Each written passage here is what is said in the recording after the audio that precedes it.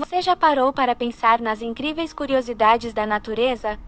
São tantos fenômenos e peculiaridades que nos cercam, que é impossível não se maravilhar com a diversidade e complexidade do mundo natural.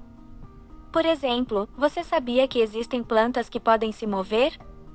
Sim, algumas espécies de plantas têm a capacidade de se deslocar lentamente em busca de luz solar ou água.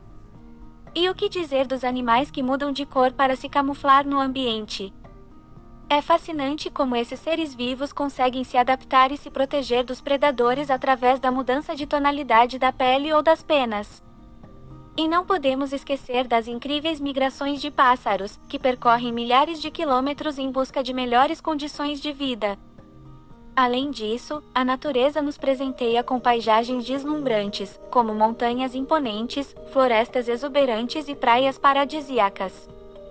Cada detalhe, cada forma de vida, cada interação entre os seres vivos é um verdadeiro espetáculo que nos lembra da grandiosidade e da beleza do mundo natural.